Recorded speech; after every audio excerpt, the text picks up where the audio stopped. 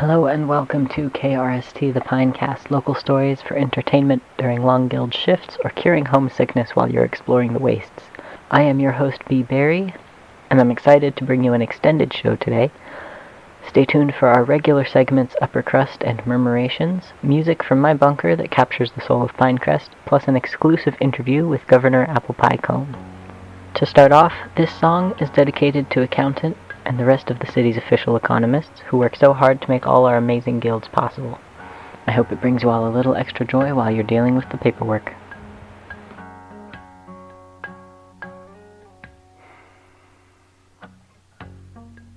The sun hides in its bed as the warm resonation of a wayward writer's guitar meets the air with anticipation of its morning debut. The receiving ears lay unknowingly in silence, preparing for the constant assault of noise forced on them by the bustle of the populated city. The music being crafted as a gift, a beautiful example of a human being selfless, spreading the flame of joy's candle to the world flowing around him. Those few seconds of organized sound vanquish the dull hum of the everyday and temporarily free people from routine patterns of thought. The ear catches the sound as it waves through the air, and the brain, sometimes unknowingly, creatively responds to this curious audible phenomena. The writer's words are one of the few remaining ties that hold creativity afloat in a sea of monotony, resulting from the surrounding industrialization. We lit a flame just to watch it burn. Have we lost our roots, our ties to the earth? What I have seen has made me believe that we buried ourselves in paperwork instead of planting trees.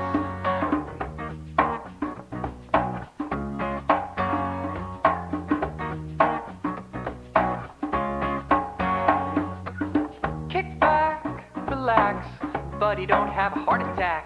What's the harm in wanting to play some good tunes? It's your loss, not mine. We just wanted to improve the lives of all those people trapped inside, dealing with the paperwork.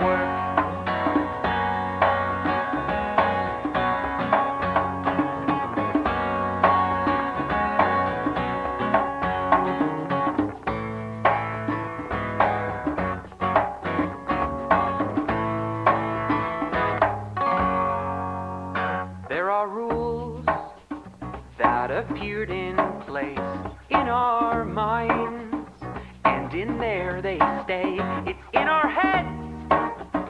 Why can't you see that we buried ourselves in paperwork instead of planting seeds? So kick back, relax, buddy, don't have a heart attack. What's the harm in wanting to play some good tunes? It's your loss, not mine. We just wanted to improve the lives of all those people trapped inside, dealing with the paperwork.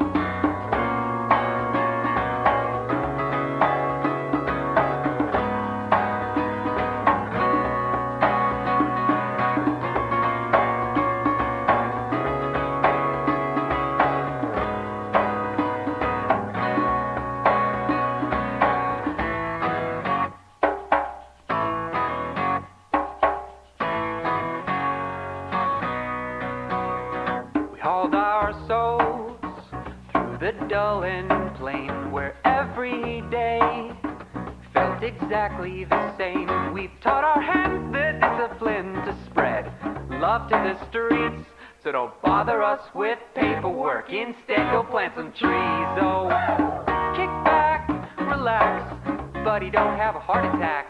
What's the harm in wanting to play some good tunes? It's your loss, not mine. We just wanted to improve the lives of all those people trapped inside, dealing with the paperwork.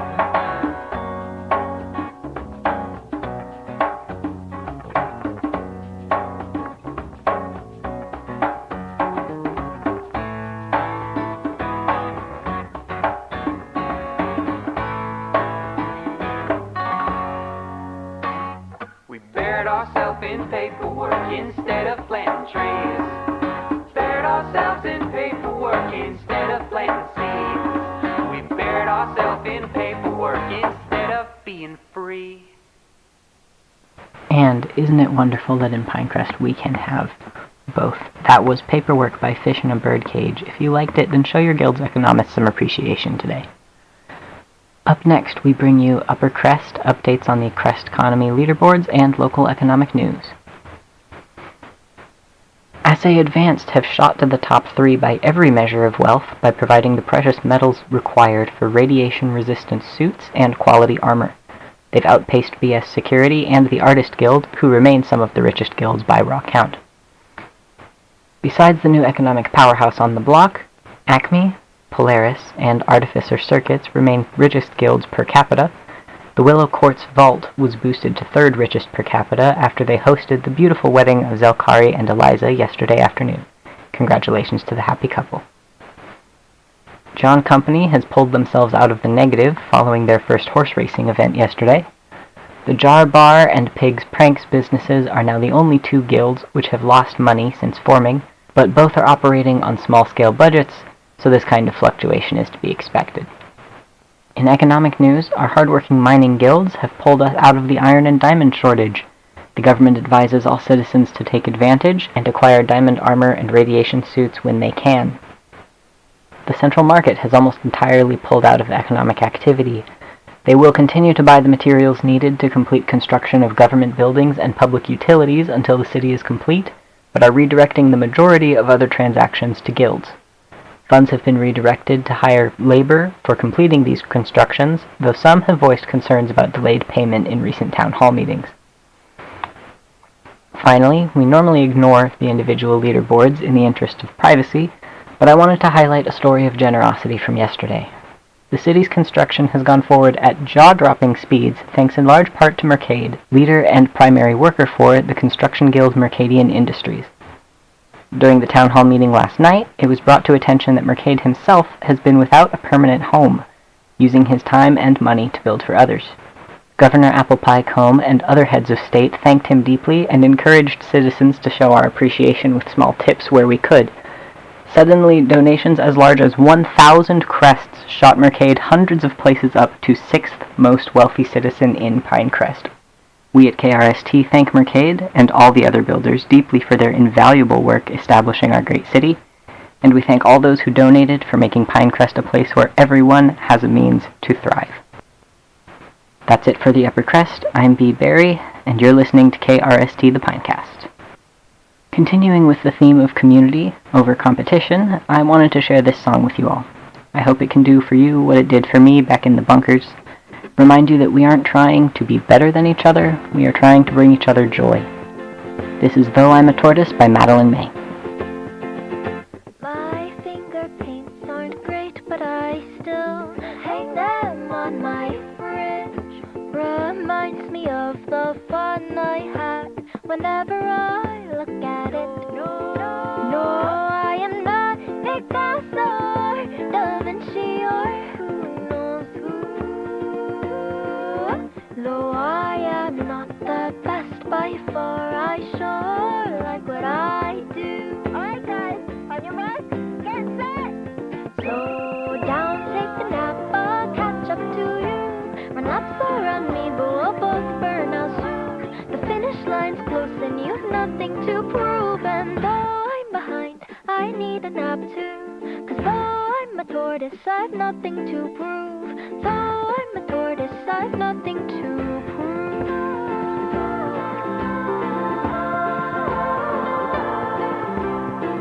Death is marching, death is marching, death is marching, death is marching.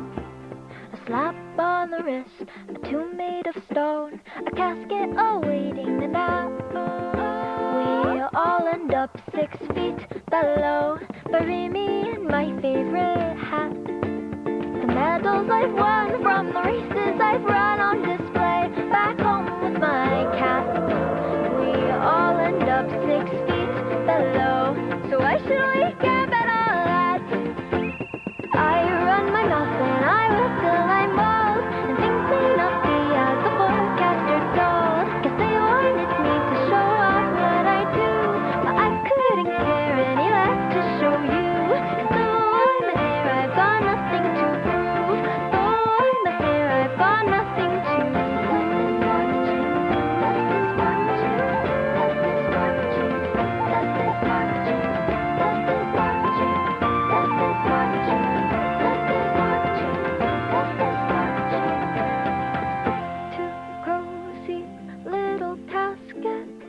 cardboard boxes, earthy holes.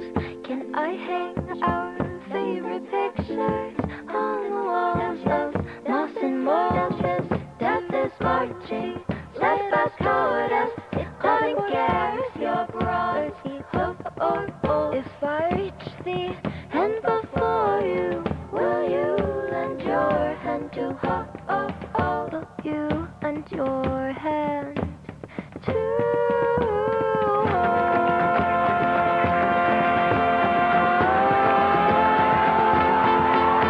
slow down, take a nap, I'll catch up to you. When laps around me, but we'll both burn out soon. So pit us against one another, it's true. And though we are different, we've nothing to prove. Though I'm a tortoise, I've nothing to prove.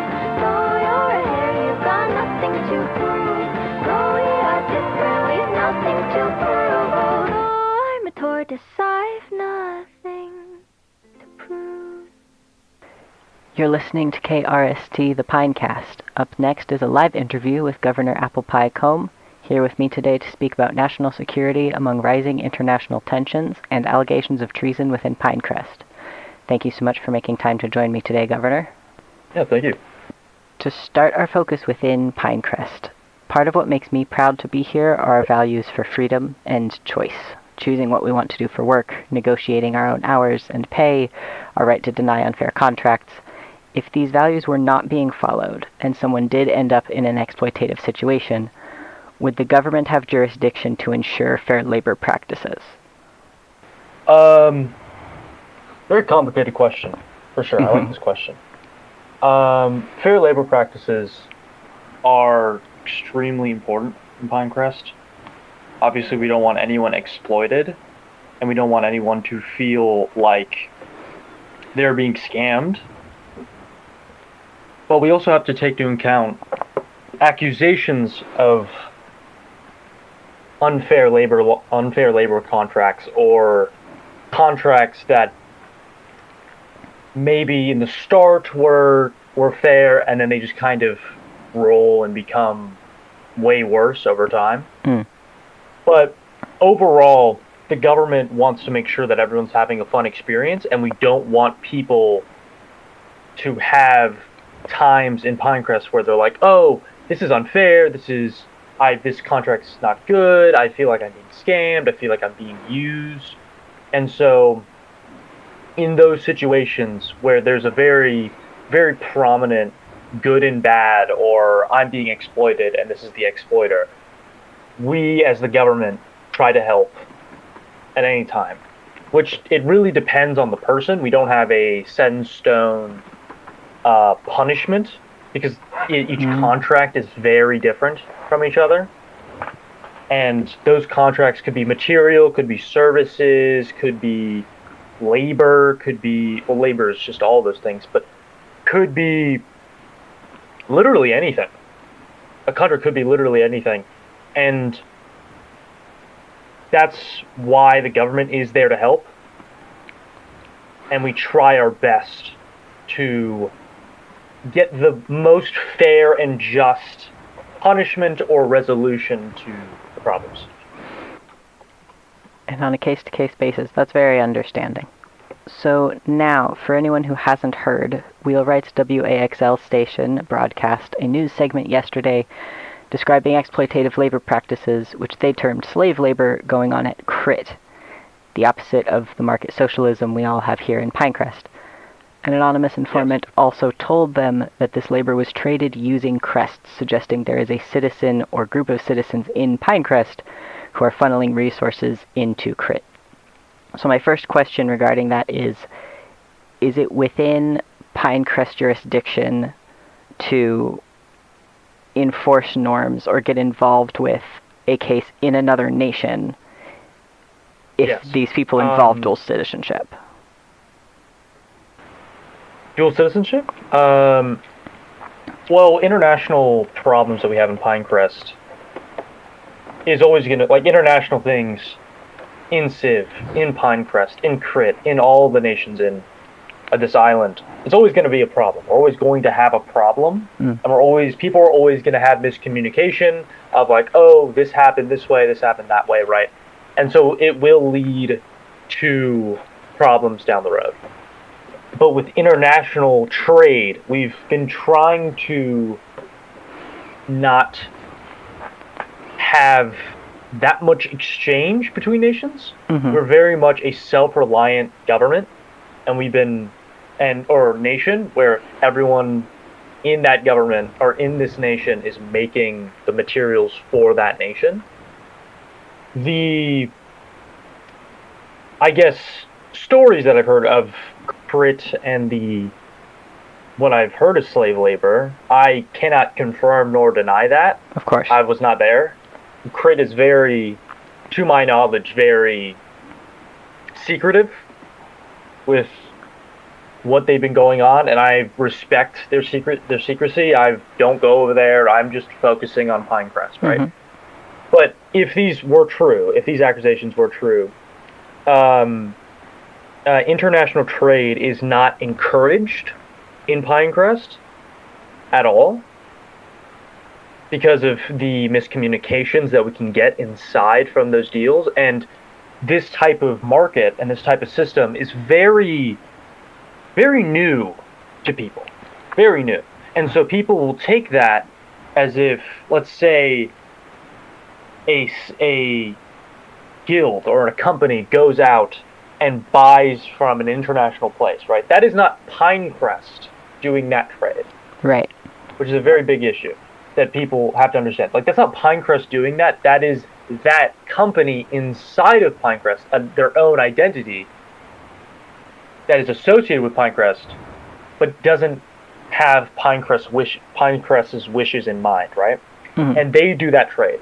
And we discourage that fully, right? Especially when it's slave labor that they might be exploiting. Of course. But to even be able to use the Crest system, I'm assuming that the person in Crit was getting Crest.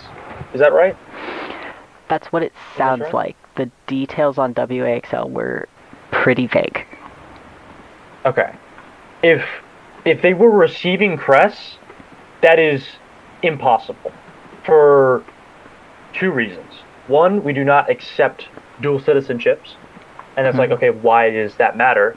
Two is the reason why that matters is because the only way to use our system, our bot and our economic system, is to be a citizen, because the only way to be registered inside the bot is to be a citizen, right? And that's the only way to even use the currency, use the commands to do it. Right. So this person, I don't know who this person is, but supposedly, if this person was doing trade for Crest, they're getting, if they were in Crit and they weren't in Pinecrest, they're getting, to them, nothing, right? Because they can't even get the currency. Right. But if they are in Pinecrest and in Crit, then they're a dual citizenship, which we don't accept dual citizenship. So it feels like this story could be true, because there's a lot of ways to do international trade outside of Pinecrest, but obviously we discourage it, and obviously we don't want people exploiting others. So I guess my thoughts on it would be that if this is happening, this is tremendously immoral.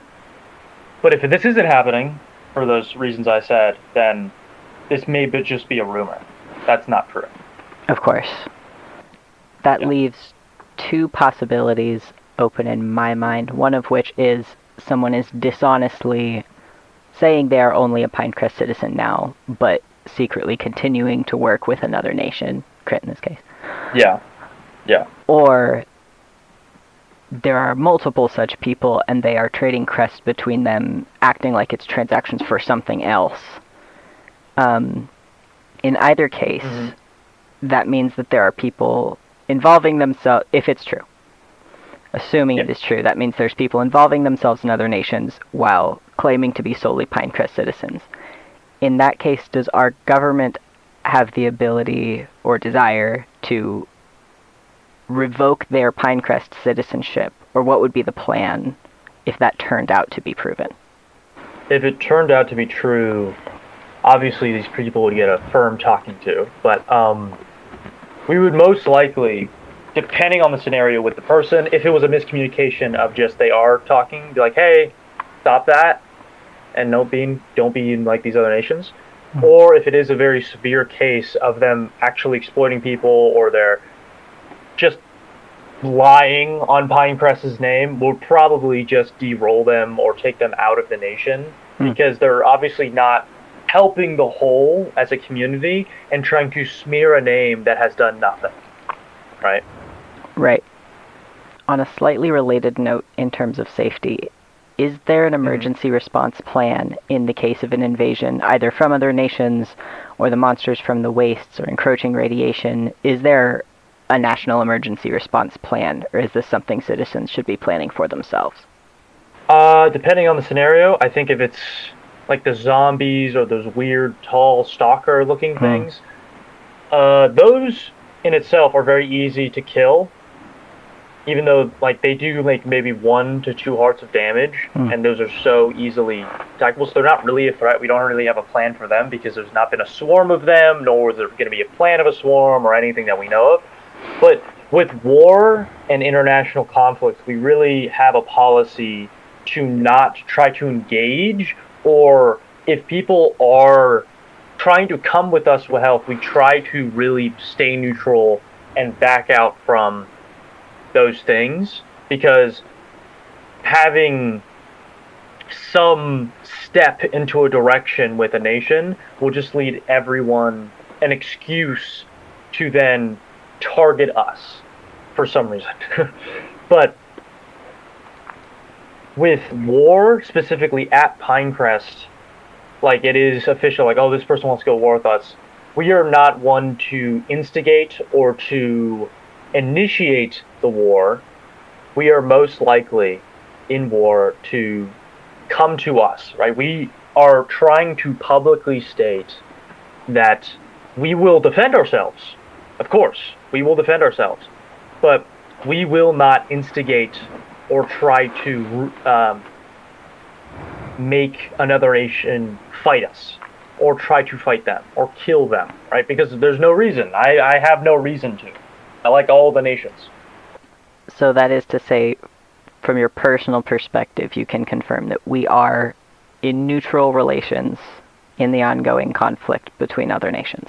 Pinecrest is neutral. Yes. We have no reason to attack anyone. I've talked to a lot of leaders that are amazing people. I literally have no need. I do not care about conflict or doing any of that. I would love to just do Pinecrest and enjoy the people of Pinecrest. And if people want to enjoy that too, you're more than welcome. You know, if people want to visit, you're more than welcome. We just don't want to have any stake in conflict, war, drama, you know. We will deal with our internal affairs, but outside of external, our Diplo team has been doing really well trying to calm people down in Pinecrest. Yes, and I know their reports have corroborated that we are on neutral or positive ground with everyone else. Yes. All right. Is there anything else you would like to mention to our listeners? Sure. I'd say a little fun thing. Christmas is coming soon. We are deciding on the date right now. And that's going to be a really fun time. We're going to get everyone in Pinecrest together. We're going to give gifts, give crests, you know, just be thankful. And that's another reason why I want to be very neutral, because I want Christmas to happen. I don't want any conflict, because I want people to just spread love and joy. And I know a lot of us are very excited for that. Thank you again for your time today, Governor. Of course. Thank you for having me. Through the days of passing years, I walk alone with all my thoughts. softly suffocating as the numbers climb. I imagine better days, taking solace in the hope of gently conquering the vastness of the oceans where I float. Among the endless waters crashing, suddenly appears a boat. To my surprise, a cry for help emerges from my throat, and I say, hey, I hope your boat is not destroying all our friends who love to swim below. And they say, hey, it's just a simple rowboat made for all who simply need a place to go. So I say, hey, I wish you would take me to a destination far away from home. And they say, hey, hop aboard and join us in a journey to wherever we may go. The vessel found a distant shore, forgotten and remote. We mapped the maze of hidden trails and mountains capped with snow. The sick are never hungry now, the air is filled with sound. When heavy weather comes, we run to tunnels underground. I found a place among the souls who offered me a rope. Thankful for the day my journey came across the boat. So if you're feeling cast away and drifting off to parts unknown, keep scanning the horizon for a vessel will be shown. And you'll say, hey, I hope your boat is not destroying all our friends who love to swim below. And they say, hey, it's just a simple rowboat made for all who simply need a place to go. So you say, hey, I wish you would take me to a destination far away from home. And they say, hey, hop aboard and join us in a journey to wherever we may go. That was Journey to Wherever We May Go by Grand Commander. Next up we have Murmurations, a segment where I talk with our dear editor Catbird.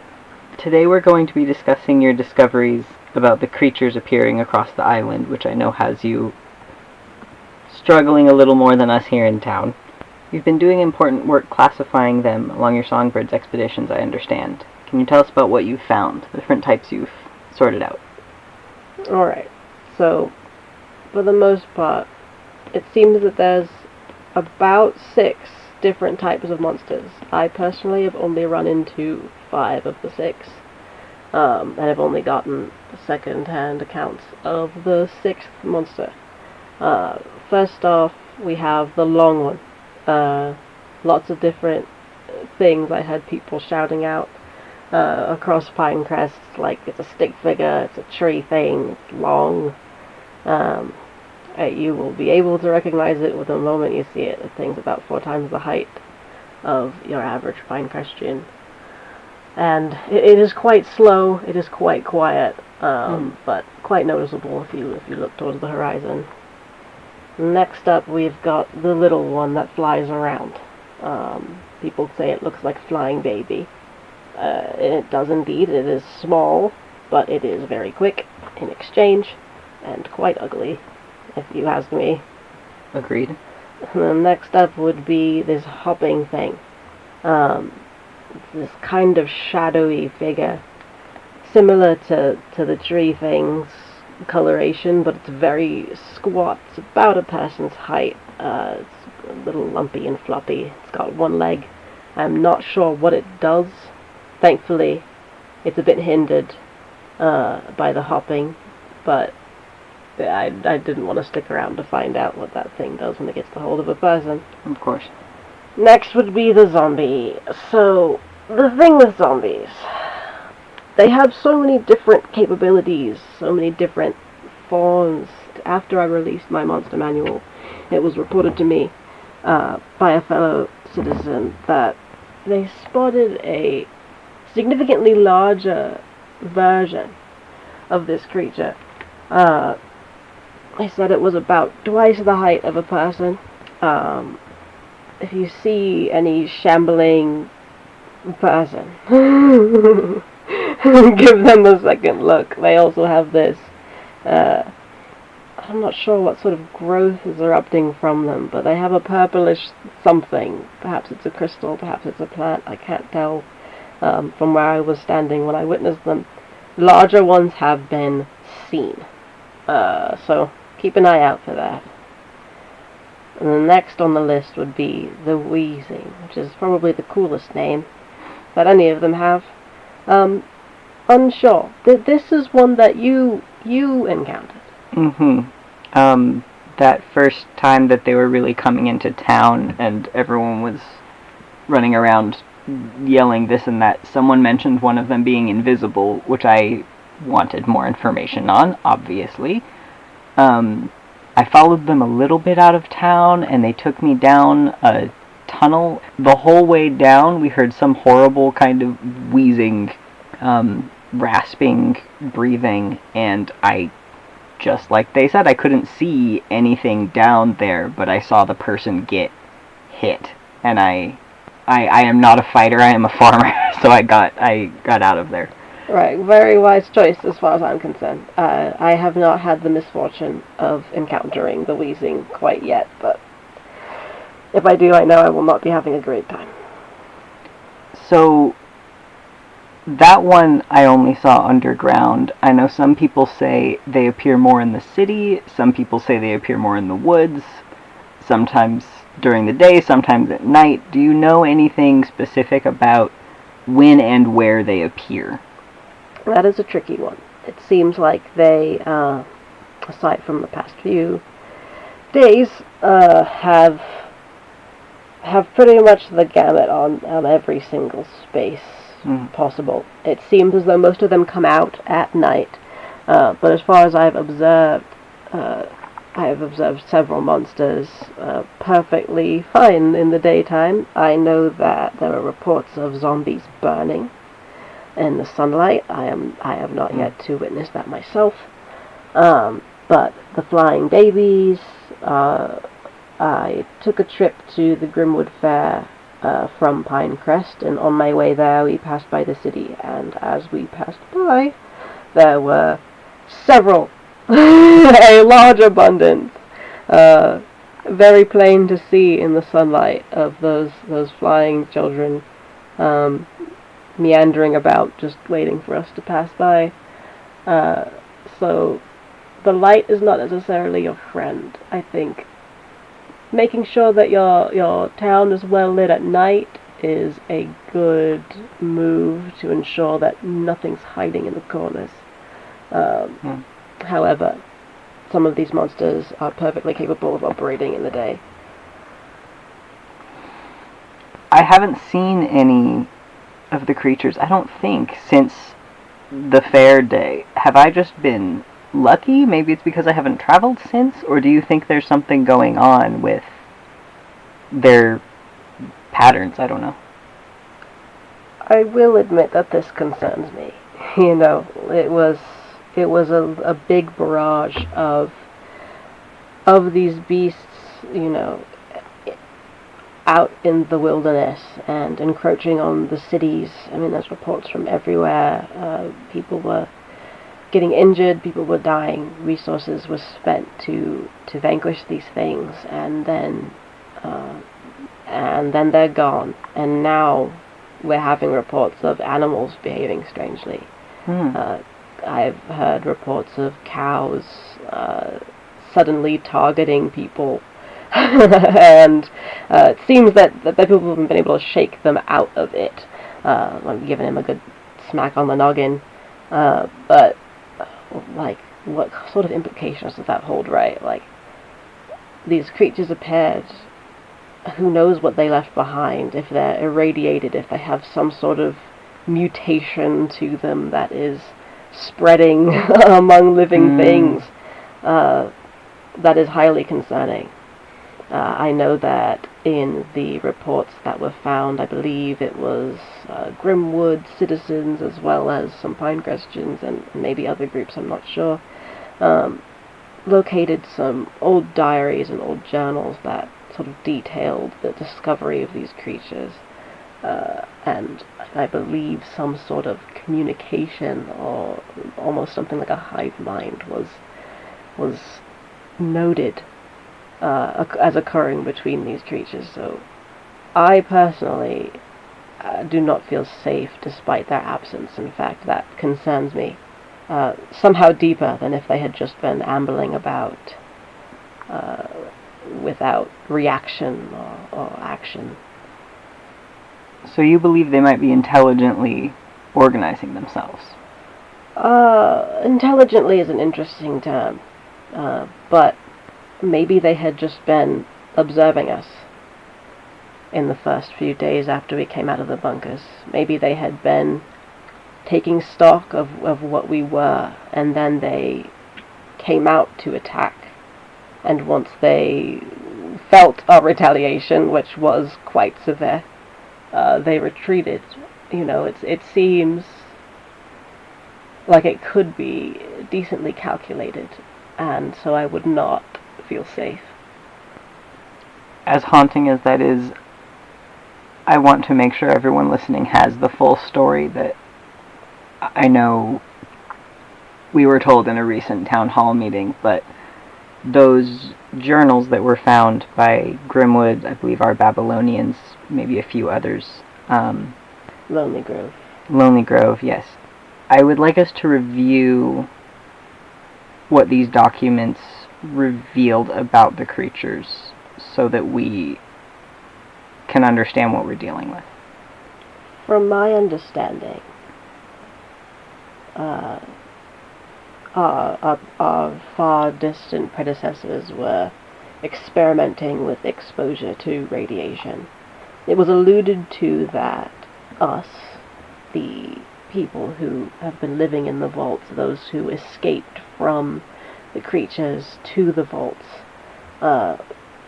should not be allowed to exit on account of the risk of being mutated ourselves. I have not witnessed mutations happening. I have not laid witness to anyone acting strangely or just dying after fighting or coming in contact with these creatures. I myself have been surviving. However, there are a few cases that we may want to keep an eye on. Our brothers in arms over at WAXL have recently got in contact with I think an ex-member of Crit, who was found collapsed in the woods. She seems to be quite ill. The exact reason for this illness is of course unsure, but of course I do not know this myself, but the rumors about Crit doing research on radiation in conjunction with her sudden fleeing and illness concern me greatly, as well as reports that I have heard again in a town hall meeting here in Pinecrest.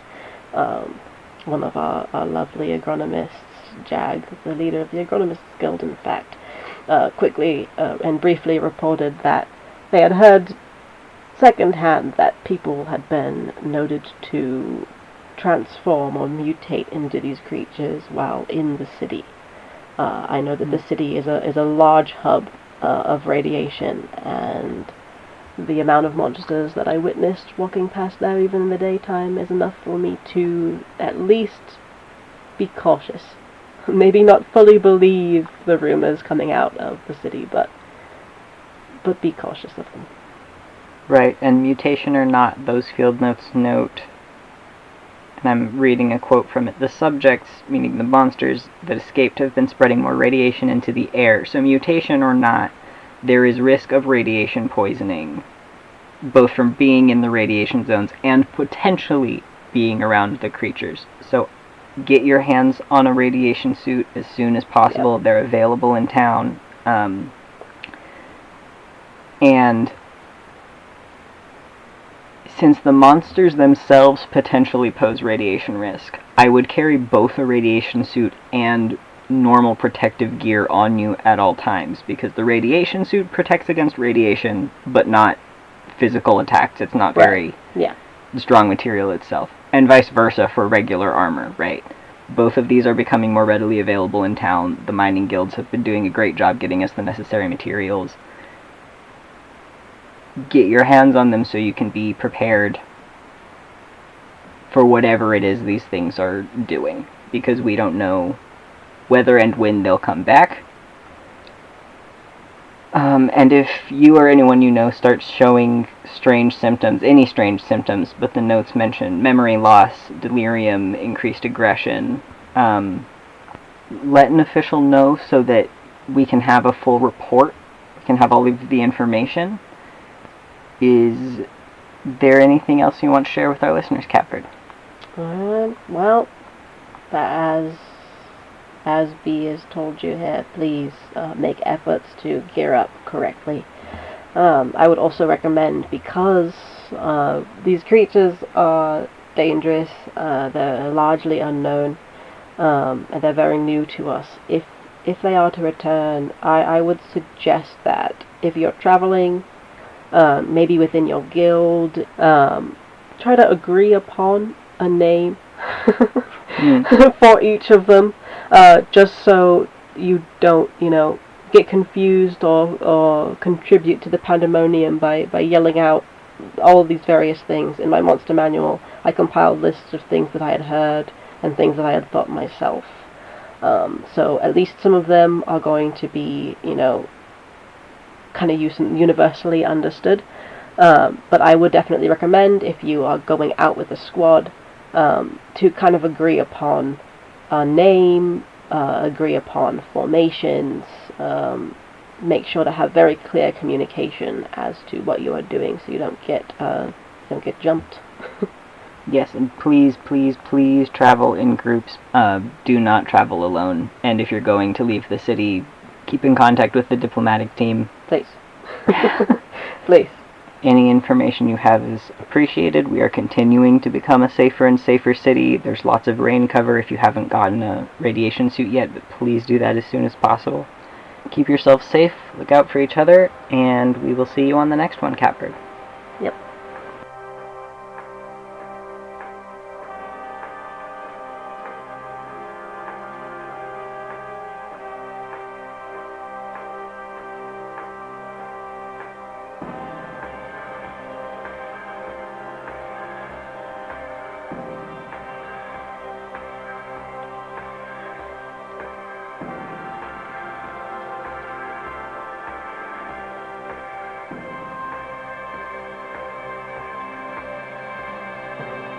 Come along, catch a heffalump, sip with me on a muddy clump.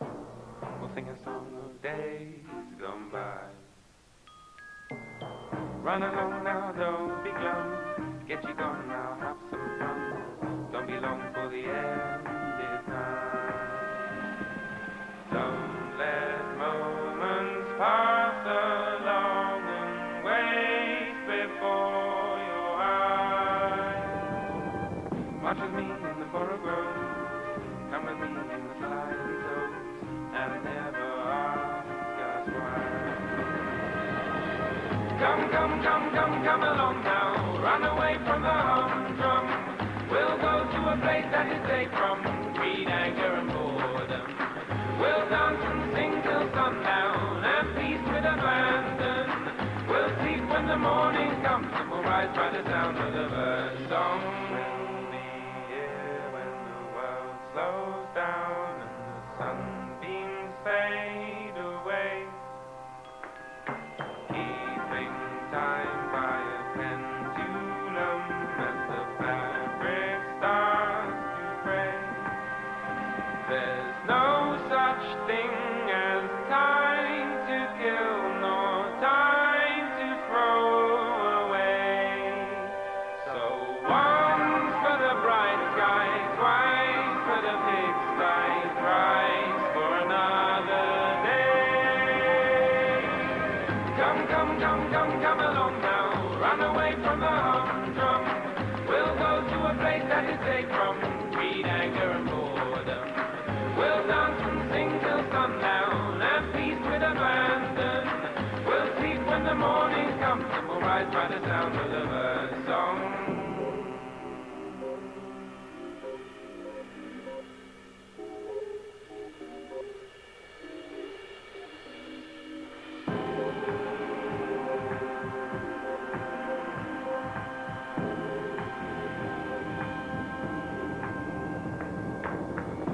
me catch a rare type specimen, cuddle up with a hesitant skeleton. We'll break our fast with friends.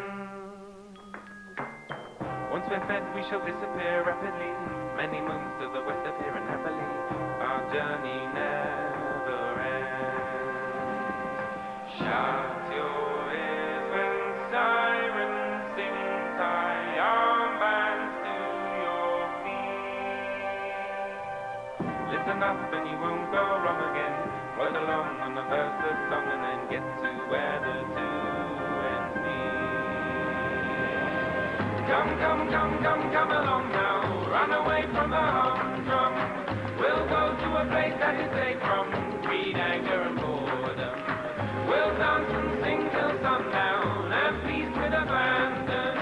We'll sleep when the morning comes and we'll rise by the sound of the bird song.